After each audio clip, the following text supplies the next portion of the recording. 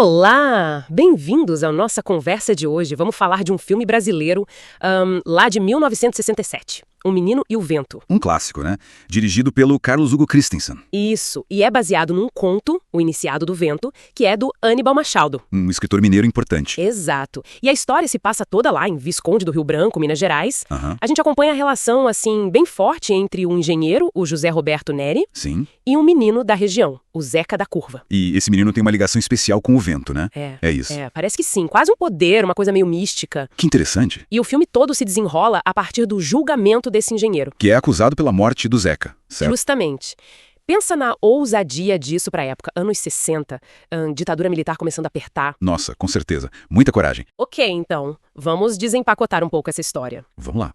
O eixo principal é mesmo essa relação, né? Do José e do Zeca. Sem dúvida. É uma amizade muito, muito profunda e a forma como é filmada, com uma poesia, uma delicadeza, É lindo de ver. ela acaba sugerindo, de um jeito muito sutil, uma atração homoafetiva. Sim, nas entrelinhas, né? Porque falar disso abertamente, Naquela época, impossível. era arriscadíssimo. E aí entra o vento, né? O fascinante aqui é como o vento funciona quase como um terceiro elemento na relação deles. Como assim? Bom, ele representa a natureza, claro, a força selvagem, mas vai além.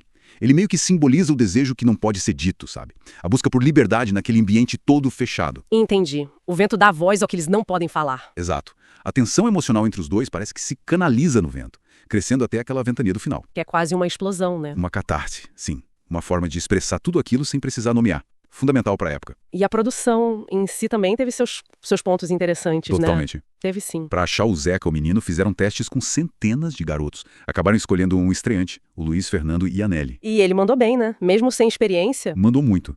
E olha que interessante, ele recusou usar dublê numa cena perigosa, a cavalo. Uma coragem que espelha do próprio filme, eu acho. Que legal isso. Mostra um comprometimento, né? E tudo filmado lá em Minas. Sim, o que dá uma atmosfera toda especial. E parece que a exibição que fizeram lá, ao ar livre, foi um sucesso de público local. Bacana demais. E tem história de como o diretor achou o conto, né? Numa livraria, ficou amigo do Aníbal Machado, achava a escrita dele muito visual já. Pois é. E se a gente conecta isso tudo com o contexto histórico? Ditadura militar. Exato.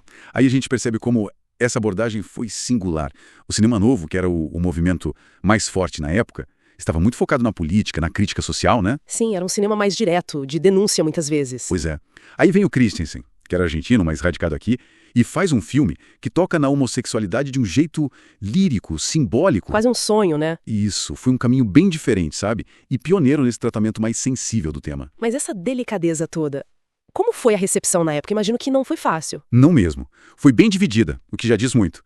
Por exemplo, o Festival de Veneza rejeitou. Rejeitou? Por quê? Acharam antigo e sem importância. Parece que buscavam algo mais, sei lá, moderno para os padrões deles na época. Poxa. Mas aqui no Brasil, ele foi premiado. Ganhou o melhor diretor em Teresópolis, foi exibido até em Londres. Olha só. Uma diferença grande de percepção. E isso mostra um pouco, né? Talvez a linguagem mais poética não tenha sido compreendida lá fora de imediato. E o legado que ficou, então? Acho que o legado é justamente essa coragem de usar a poesia, o lirismo, para falar de um tabu num Brasil tão conservador. A metáfora do vento, a paisagem mineira, tudo isso para falar de desejo, de liberdade, de um jeito muito único. Mesmo que tenha recebido críticas, né? Sim. Alguns criticaram por talvez não aprofundar a questão política ou ficar só no simbólico. Mas isso levanta uma questão importante, né? Sobre os limites da representação, ainda mais sob censura. Como falar daquilo que não se pode nomear abertamente? Então, resumindo nossa conversa, O Menino e o Vento foi, acima de tudo, um ato de coragem no cinema. Com certeza. Usou a beleza, o simbolismo, a força da natureza de Minas para explorar o desejo e a liberdade de uma forma muito inovadora para o seu tempo. Sutil, mas potente. Exato. É um filme que fica na memória pela sensibilidade, pela ousadia de ter existido naquele momento tão difícil. Perfeito. E fica aqui uma reflexão final, talvez. Aquela história da rejeição em Veneza por ser antigo. Sim. Como será que a nossa ideia do que é inovador ou importante no cinema muda com o tempo, hein? Um filme que aborda algo complexo de forma poética, sutil.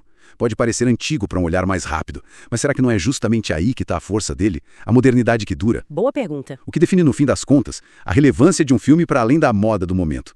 Fica aí pra gente pensar. Temos aqui uns relatos bem legais da época, incluindo uma entrevista com o J. Barroso, que foi super importante na produção, e também algumas análises críticas. A ideia é entender como esse filme foi feito e por que ele ainda conversa com a gente hoje.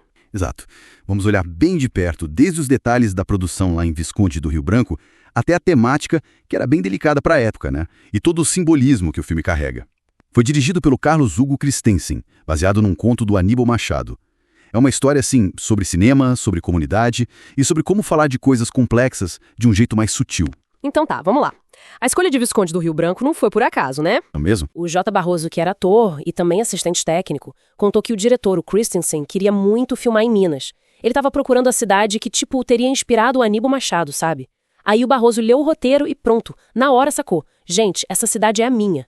E ele deu um jeito de convencer o Christensen a passar por lá antes de ir pra BH. E parece que deu certo na hora, né? O diretor viu a cidade e era aquilo. Sim, ele ficou encantado. A cidade era o cenário perfeito. Tanto que usaram a prefeitura como se fosse o fórum no filme. E tem uma história ótima sobre isso. O teto da sala do júri, onde iam filmar, estava todo estragado, cheio de cupim. Sério? E aí? Aí a produção foi lá e restaurou tudo. Chamaram um carpinteiro da cidade, o Pedro, e o mais legal é que isso fazia parte da preparação para uma cena em que o teto ia, desabar com o vento. Depois da filmagem, deixaram um teto novinho lá de presente pro juiz. E ainda teve história dos vidros das janelas da prefeitura. Ah, eu li sobre isso. Colocaram vidros novos, aí quebraram na filmagem para simular o vento forte e depois deixaram os vidros novos lá no lugar. Um jeito bem integrado de trabalhar, né? Totalmente. E essa integração foi muito além da estrutura física, né? Envolveu as pessoas da cidade de um jeito bem direto. Além dos atores que vieram do Rio, claro, como Luiz Fernando Iannelli, que fez o menino Zeca, e o Enio Gonçalves, o engenheiro José. Muita gente de Visconde do Rio Branco participou, como figurante ou até com umas falas pequenas. Isso. O J. Barroso mesmo menciona vários nomes. Carlos Córdoba, que fez o delegado, Batista Rodrigues, o agente da estação, Zé Pena, Adão Carolo, Dona Santinha. Nossa, a cidade inteira entrou na dança praticamente. Exato. Especialmente nas cenas da estação de trem, que eram bem movimentadas. O Barroso até contou que teve uma cena de beijo no trem com a atriz Graça Renault, que deu o que falar na época lá na cidade. Imagina. Imagino. Anos 60, cidade pequena. Mas essa conexão toda com o lugar, com as pessoas, meio que reflete na própria história do filme, que também é bem particular, né? Com certeza. O filme gira em torno de um engenheiro que é acusado pela morte de um menino, o Zeca. E esse menino, acreditavam na cidade, tinha o poder de controlar o vento. A história toda se desenrola a partir de um julgamento. E o vento, nesse filme, é muito mais que só vento. Ele vira um símbolo fortíssimo. Representa a força da natureza, claro, mas também o desejo, talvez a liberdade, e a relação entre o engenheiro, o José, e o menino Zeca é mostrada com uma intensidade assim, uma amizade muito forte que sugere, de um jeito bem poético, bem velado, uma conexão homoafetiva. E pensar nisso no Brasil dos anos 60, né? Em plena ditadura militar. Exatamente. Abordar isso, mesmo que de forma lírica, foi de uma ousadia tremenda. O Christensen, por ser argentino, radicado aqui, talvez tivesse um olhar um pouco diferente do pessoal do cinema novo daquele período. O cinema novo focava muito na crítica social mais direta, né? Ele foi por um caminho mais psicológico, explorando essas tensões internas através do simbolismo. Mas e aí, como que essa ousadia toda foi recebida na época? Deve ter gerado reações diferentes, imagino. Ah, com certeza. Lá em Visconde do Rio Branco foi o evento do ano.